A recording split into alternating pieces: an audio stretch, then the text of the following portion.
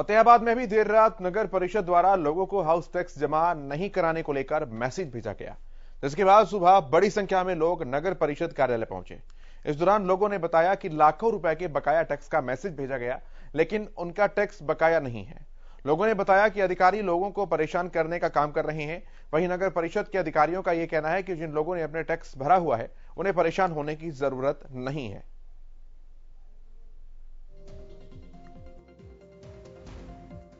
1,09,613 रुपए का।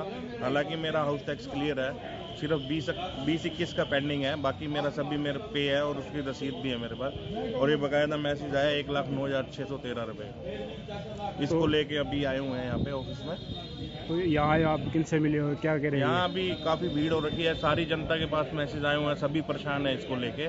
तो अभी आए हैं, वो बात कह रहे हैं कि ये डेवलपमेंट चार्जेस का कोई मैसेज है जो रजिस्ट्री का टाइम आपको पे करना होता है, कोई सेलिंग करते हैं तो इसको अभी आप इग्नोर करो, सब ठीक हो जाएगा। मतलब इस पे ध्यान देने का कोई विषय नहीं है। अगर हमने कोई ये जो भी टैक्स की और डेवलपमेंट चार्ज की अगर हमने अदायगी कर रखी तो इसको इग्नोर समझे।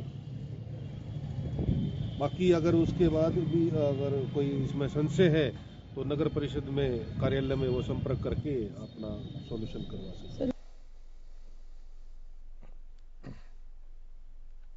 अंबाला में भी देर रात नगर निगम और नगर परिषद का मैसेज मिलने के बाद बड़ी संख्या में लोग सुबह निगम कार्यालय पहुंचे। लोगों का यह कहना है कि लाखों रुपए के बकाया टैक्स का मैसेज मिलने के बाद पूरी रात नहीं सो पाए। उन्होंने कहा कि निगम कार्यालय में कोई भी हमारे सवालों का जवाब नहीं देने को राजी है। तो वहीं निगम अधिकारियों का यह कहना है कि जिसे भी अपने बकाया टैक्स में गलती लगती है वह ऑब्जेक्शन फाइल कर सकता है।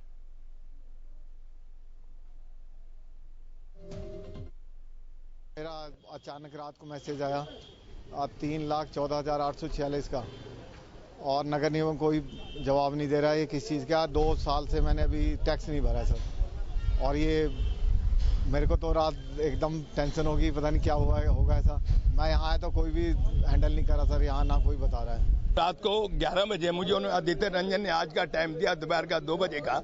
रात को 11 बजे मुझे मैसेज आया कॉर्पोरेशन की तरफ से कि आपकी तरफ 1,14,995 रुपए पेंडिंग है, जबकि मैं प्रति वर्ष हर वर्ष टैक्स डेट पे जमा कराता हूं। इवन मेरे पे आज भी इनकी रसीद है, जो टैक्स मेरा 31 मार्च 2022 तक जा चुका है।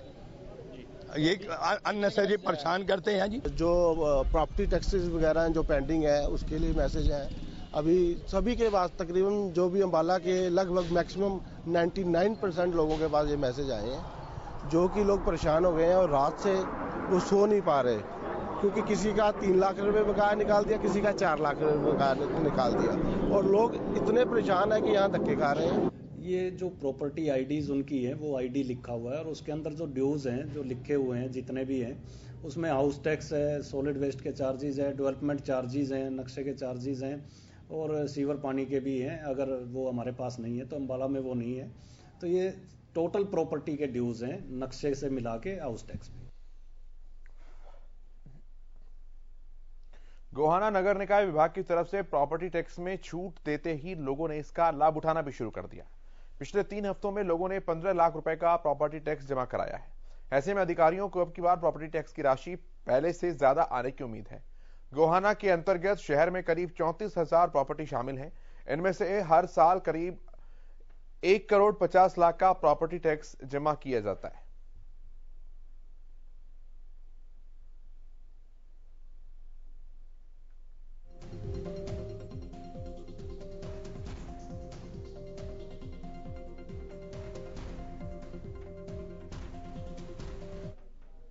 अब प्रॉपर्टी टैक्स के बारे में मैंने थोड़ी अवेयरनेस के लिए भी न्यूज़पेपर में भी मैंने ऐड दिया है। ये छूट हमारी 31 मार्च तक सरकार द्वारा दी गई है।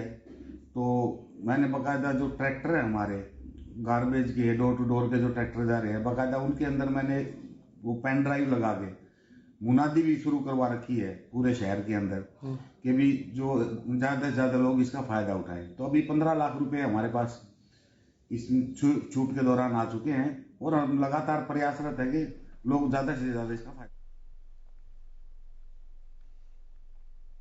हरियाणा राजकीय संस्कृत अध्यापक संघ ने गुरुवार को शिक्षा मंत्री कंवरपाल गुर्जर से यमुनानगर में मुलाकात की। अध्यापक संघ ने संबंधित सेवा नियमों के किए गए संशोधनों के लिए शिक्षा मंत्री का आभार व्यक्त किया। बताएं कि 8 फरवरी को हुई मंत्रिमंडल की बैठक में हरियाणा राज्य शिक्षा स्कूल कैडर ग्रुप बी सेवा नियम 2012, साथ ही मेवात जिला स्कूल शिक्षा ग्रुप बी सेवा नियम 2012 और हरियाणा स्कूल शिक्षा ग्रुप सी राज्य कैडर सेवा नियम 2021 में संशोधन संबंधी प्रस्ताव को स्वीकृत किया गया है। इन संशोधनों के बाद अब शिक्षा विभाग ने फैसला किया है कि शिक्षा शास्त्री और आचार्य को नियमित बीएड और एमए संस्कृत के समकक्ष माना जाएगा। शिक्षा मंत्री ने इस अवसर पर कहा कि संस्कृत सभी भाषाओं की जननी है, जिसमें हमारे वेद, उपनिषद और अन्य धार्मिक ग्रंथों का ज्ञान निहित है। राज्य सरकार का सदैव ये प्रयास रहेगा कि ये ज्ञान लोगों तक पहुंचे।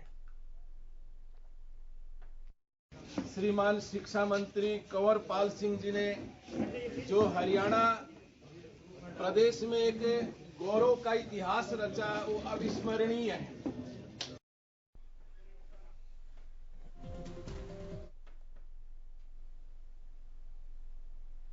उधर यमुनानगर के भंबोल गांव स्थित पशु चिकित्सालय का काफी समय से ऐसा हाल है कि यहां अपने पशुओं का इलाज करवाने आने वाले पशुपालक यहां तैनात कर्मचारियों से बेहद परेशान है। ऐसा हम नहीं कह रहे हैं, बल्कि ये कहना है यहां के पशुपालकों का। इस चिकित्सालय में 2 कर्मचारी तैनात हैं, जिनमें से एक वीएलडीए रवि शर्मा और दूसरा सफाई कर्मी देवीचंद है।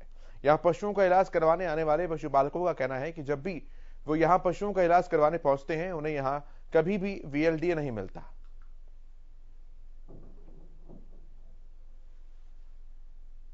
इस तरह सानू डंगरां दी प्रॉब्लम आ रही है। इत्थे कई वारी आए हैं, डॉक्टर साहब टाइम ते सानू मिल रहे। जिस टाइम उन्होंने असीं कॉल करने, कहते जी आज तक मैं बाहर हाँ, तुहाडे कोल जो भी हुंदा मेरे बारे कार्रवाई तुसीं कर सकदे हो। मैं इत्थे ओपन रह नहीं सकता इस टाइम। कितने दिन हो गए? सानू घट्टो घट्ट 10-15 दिन हो गए ने जी। और की प्रॉब्लम है? ना तो ट्रीटमेंट बिल्कुल सही हो रहा जी, पिंड की पब्लिक बिल्कुल परेशान है इस टाइम। ना तो टाइम सिर दवाई, ना दप्पा। दूसरी गल जेड़ा स्वीपर है वो सवेरे आएगा ताला खोल के, शामी 5 बजे ताला ही बंद करना होता है। उस तो बिच आया ना आया बराबर हो रहा है। से मुझे इस बात का पता चल रहा है और इसके बारे में अभी मुझे पता करना पड़ेगा कि कौन बंदा है, वो सरकारी कर्मचारी है, कोई दूसरा व्यक्ति है। उसके बारे में जैसी इन्फॉर्मेशन मिलती है उसके बाद उसकी कार्रवाई की जाएगी।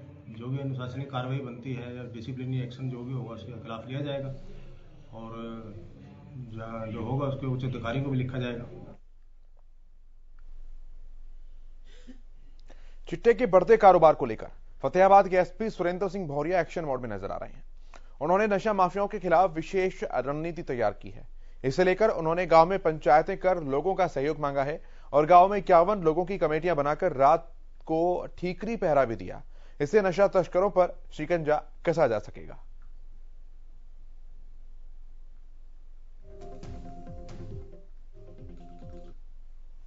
जब से हमने पंचायत की है, गांव का भी हमें पूरा सहयोग मिला है।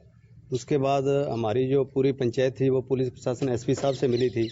तो जब अब गांव में हमारे superintendent of police Surendra Singh Bhauria ji आए हैं, तो इसमें ऑटोमेटिक बहुत प्रभाव पड़ेगा गांव में, ताकि जो नशा तस्कर है उसके और भी लगाम कसेगी। और रही नंबर 2, हम रात को ठिकरी पहरा भी लगा रहे हैं, उसमें भी हमें बहुत पहले तो दिन रात का अंतर मिला है जी। हरियाणा में जिस तरह चिट्टे जैसे नशे ने काफी युवाओं को अपनी चपेट में ले लिया है, पंजाब सीमा के साथ रतिया के गांव में भी ये नशा जो काफी फैला हुआ है, जिसको लेकर ग्रामीणों से आज जिला पुलिस कप्तान ने बैठक की और कमेटियां गठित की। इसको लेकर क्या फैसला लिया गया है, जानते हैं उनसे। सर, हरियाणा न्यूज में आपका स्वागत है। धन्यवाद। हाँ सर, ये जो नशा चिट्टा काफी फैला हुआ है इस एरिया में, इसको लेकर क्या प्लानिंग है आपकी, ताकि ये जड़ से खत्म हो जाए, क्योंकि काफी जाने जा चुके हैं इसको लेकर। देखिए, जैसा आप जानते हैं कि गांव रत्ता खेड़ा ने एक बहुत अच्छी पहल की है। सभी जो गांव के वासी हैं, इन्होंने पंचायत करके ये प्रण लिया है कि हम गांव रत्ता खेड़ा में नशे को नहीं बिकने देंगे। इस गांव में जो है नशे का प्रभाव काफी हद तक था, काफी व्यक्ति मिले भी थे, हम कुछ मुकदमे भी दर्ज कर रहे थे। लेकिन ये बहुत अच्छी बात है कि सभी गांव वालों ने एक पंचायत करके और ये प्रण लिया है और उन्होंने अपनी कमेटी भी गठित की है और ये ठीकरी पहरा भी लगा रहे हैं। इसका प्रचार काफी मीडिया में भी हो रहा है। जैसे इस गांव ने ये मुहिम नशे के विरुद्ध शुरू की है, यदि बाकी गांव भी ऐसे करें तो बहुत जल्द जो है हम इस नशे की जो दुष्परिणाम है उससे छुटकारा पा सकते हैं। चिट्टे जैसा घातक नशा पंजाब सीमा से आता है। सीमाएं कभी अभी भी कच्ची होने के कारण उसके ऊपर नाकेबंदी नहीं है। को इसको लेकर भी कदम उठाया जाएगा, गांव के लोगों का सहयोग और भी लिया जाएगा उस सीमा को लेकर? देखिए, जैसा मैंने बताया कि पुलिस के पास लिमिटेड रिसोर्सेज हैं, जितने अब हर रास्ते पे तो नाका नहीं लगाया जा सकता। मुख्य जो रास्ते हैं उन सब पे नाके लगे हुए हैं, क्योंकि अब तो इलेक्शन भी है पंजाब में, उस संबंध में भी लगे हुए हैं। लेकिन जो मेरा मानना है कि जिस दिन गांव के लोग सब जागरूक हो जाएंगे और जैसे इस गांव रत्ताखेड़ा ने प्रण किया है वैसे बाकी गांव के लोग भी प्रण करेंगे तो इस समस्या से बहुत जल्द निजात पाया जा सकता है। सर, हर गांव में ये कमेटियां बनेंगी? नहीं, सभी गांव, जो गांव प्रभावित है या जिनको ऐसा लगता है वो सभी ऐसी पहल करें। तो जो हमारा सहयोग है पुलिस का वो तो हम कर ही रहे हैं। जो सप्लाई का जहां तक रोकने का काम है, मैं बताना चाहूँगा केवल जनवरी महीने में ही 30 मुकदमे दर्ज किए गए हैं। 1 करोड़ से ज़्यादा जो नारकोटिक सब्सटेंस हैं उनकी रिकवरी की गई है। 50 व्यक्तियों को अरेस्ट किया गया है। ये सभी जो फतेहाबाद की जनता के सहयोग से और उनकी सूचना पर ही हुआ है। सर, कई गांव में नशा बिकता है, उसके पड़ोसी उसे पकड़वाना भी चाहते हैं मगर डरते हैं कहीं उनकी दुश्मनी ना पड़ जाए। इसको लेकर कोई ऐसा ऐप भी तैयार किया गया आपकी तरफ से? नहीं, उसको लेकर एक तो एक हेल्पलाइन नंबर हमने जारी कर रखा है, वो 8814011755। बाकी जो और नंबर हैं, SHO साहब हैं या हमारी एंटी नार्कोटिक टीम है, इसके अलावा एक स्पेशल टीम जो 6 मुलाजमों की जो केवल यही काम करती है, जो जागरूक कर रही है लोगों को, डोर टू डोर सर्वे कर रहे हैं। एक हम ऑडिट भी करा रहे हैं कि कितने लोग गांव में प्रभावित हैं। तो यदि कोई ऐसा सूचना देगा तो उसका नाम तो हमेशा गुप्त रखा जाता है, ना केवल नाम गुप्त रखा जाता है, उसको उचित इनाम भी दिया जाता है। Thank you sir.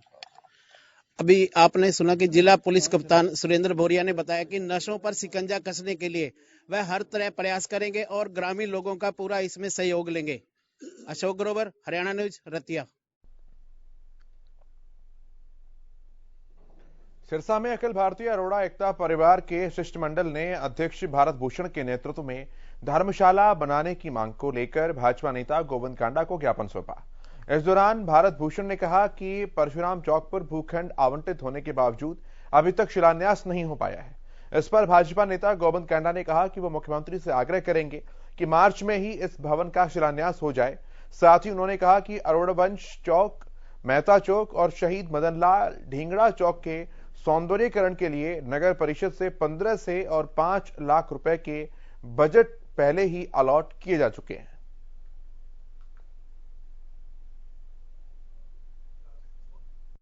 आज हम अखिल भारतीय अरोड़ा एकता परिवार की तरफ से माननीय श्री गोपाल कांडा जी के नाम गोविंद जी को ज्ञापन देने के लिए यहाँ पधारे हैं। और हमारा ये मकसद था कि यहाँ लगभग 15 वर्ष पूर्व एक धर्मशाला की जगह अलॉट हुई थी, लेकिन उस जगह का निर्माण में अभी तक उसमें दिक्कतें आ रही हैं। इन्होंने कहा है कि मार्च में हर कीमत पे ये धर्मशाला का निर्माण जो है CM साहब से उद्घाटन हो जाएगा और निर्माण जो है शुरू हो जाएगा।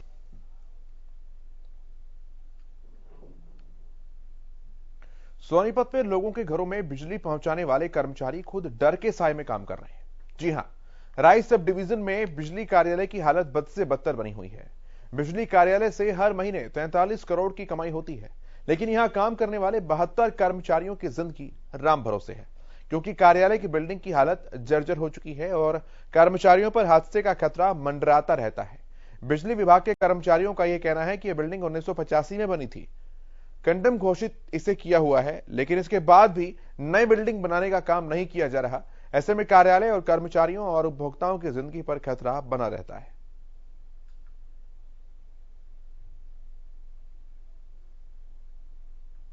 बिल्डिंग जो है 1985 की बताते हैं। 1985 से खंडर हालत में है और किसी दिन भी गिर सकती है। यहाँ आए दिन कुछ ना कुछ इसका प्लस्तर वगैरह, लेंटर वगैरह टूट के गिरता रहता है।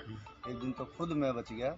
और हमारे इस सब डिवीजन के अंडर 19 गांव हैं और इंडस्ट्रियल एरिया नाथुपुर HSIDC पूरा 45 करोड़ पर मंथ का रेवेन्यू है। परंतु बिजली बोर्ड का जो है स्ट्रक्चर ऐसा नहीं है कि हम यहाँ आराम से बैठ के निश्चिंत बैठ के कार्य कर पाएँ। ये सब यहाँ पे जो डैमेज ट्रांसफार्मर हो चुके हैं और कोई जैसे स्टोर से सामान ड्रॉ कराते हैं, चैनल एंगल डिसमेंटल हो गई, कोई केबल स्क्रैप होता है, वो सब यहाँ रखते हैं। लेकिन उसकी सिक्योरिटी के लिए कोई इंतजाम है नहीं यहाँ पे। यहाँ तक एक रात को कोई लाइट भी नहीं है, स्ट्रीट लाइट टाइप की कोई लाइट भी नहीं है मार्केट वगैरह। और बिल्डिंग का क्या हालत है सर? बिल्डिंग भी बहुत खस्ता हालत में, कभी भी गिर सकती है, इसकी भी कोई गारंटी नहीं है।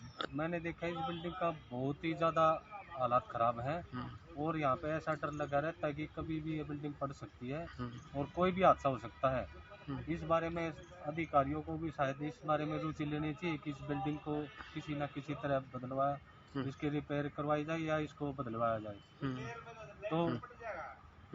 तो इसीलिए मैं प्रशासन से अनुरोध करता हूँ और अधिकारियों से अनुरोध करता हूँ कि इस बिल्डिंग के बारे में भी ध्यान दें और जल्दी से जल्दी इसको बदलवाया जाए। 1985 में बना था ये पावर हाउस से बनी थी ये बिल्डिंग। हाँ। आज क्या हालात है जी इनका? आज तो सारे लेंटर टूटे पड़े, कई बार गिर लिया आदमी गए उसको। कैसी है बिल्डिंग, क्या हालात है बिल्डिंग? जर्जर हालत है बिल्कुल, आदमियों को भी खतरा है यहाँ बैठने में। कुरुक्षेत्र में किसानों ने बीकेयू के नेतृत्व में अपनी मांगों को लेकर लाडवा चौक पर जाम लगा दिया। इस दौरान किसानों ने केंद्रीय गृह राज्य मंत्री अजय मिश्रा का पुतला फूंका है और नारेबाजी की है और शाहाबाद के एसडीएम कपिल शर्मा को ज्ञापन सौंपा। इस मौके पर किसानों ने आरोप लगाते हुए कहा कि किसानों के लिए सूरजमुखी के बीज उपलब्ध नहीं है, जबकि ब्लैक में धड़ल्ले से बिकते हैं। अधिकारियों की मिलीभगत से कालाबाजारी हो रही है। कुरुक्षेत्र के डीडीए में कहा गया है कि किसानों के सामने किसी तरह की परेशानी नहीं आने दी जाएगी।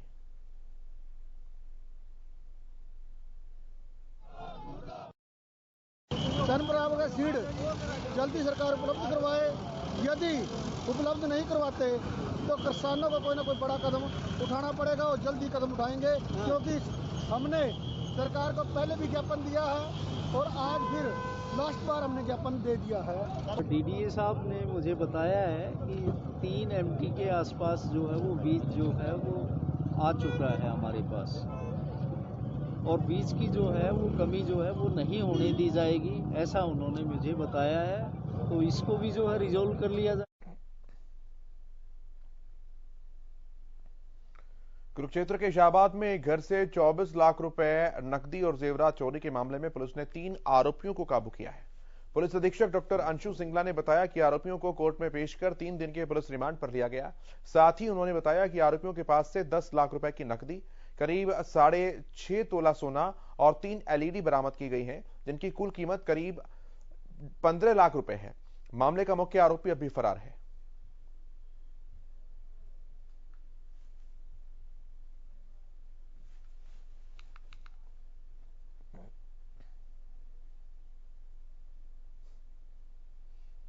होटल के थाने में दहेज की मांग पूरी नहीं होने पर विवाहिता की हत्या का मामला सामने आया। मृतका के भाई ने पुलिस को शिकायत दी है और उसकी बहन रेणु की शादी 13 साल पहले रोहतापट्टी होटल निवासी देवेंद्र के साथ हुई थी। शादी में उन्होंने हैसियत अनुसार दान दहेज दिया। उसके बावजूद उसकी बहन के साथ ससुराल पक्ष के लोग मारपीट करते थे। उसने बताया कि 10 फरवरी को उसके पास उसकी बहन के जेठ मनोज का फोन आया कि तुम्हारी बहन रेणु बीमार है। जब वो वहां परिवार के साथ पहुंचा तो पता लगा रेणु की हत्या कर उसे फांसी के फंदे पर लटकाया गया है। उन्होंने बताया कि रेणु की हत्या उसके पति देवेंद्र, जेठ मनोज, ससुर भरत सिंह, सास हरदेई और नंद सुनीता और प्रेमलता ने की है। पुलिस ने मामला दर्ज कर जांच शुरू कर दी है। परिवार से मारा पीटा, ठीक है, और पैसे को लेकर के कि तेरे बाप ने क्या दिया है, कुछ नहीं दिया, गाड़ी गुड़ी की मांग करनी, बड़ी गाड़ी चाहिए हमें, ये वो इस तरह मतलब गलत तरीके से। शाम करीब 6 बजे टेलीफोन आया, थाने में प्राप्त हुआ मेरी एक औरत रेणु नाम की लड़की, वाइफ ऑफ देवेंद्र, रोहतापट्टी होटल में फांसी लगा रखी है। तो वहाँ मौके पर पहुँचे, जो रेणु के परिवार वालों ने जमीन को उतार रखी थी, जिसका निरीक्षण के लिए हमने सीन ऑफ क्राइम टीम बुलाई गई है, निरीक्षण किया गया और डेड बॉडी को लिए जनरल हॉस्पिटल पलवल भिजवाई गई पोस्टमार्टम के लिए। रोहतक में नेशनल हाईवे पर बहु अकबरपुर गांव के पास एक कार के सामने नीलगाय आने से भयंकर हादसा हो गया। इस हादसे में कार चालक गंभीर रूप से घायल हुआ है, जिसके इलाज के लिए अस्पताल में उसे भर्ती करवाया गया। बताया जा रहा है घायल युवक रोहतक से महम जा रहा था। इस दौरान एक नीलगाय कार के सामने आ गई। कार चालक ने जैसे ही ब्रेक मारा तो गाड़ी अनियंत्रित होकर डिवाइडर से टकराकर पलट गई।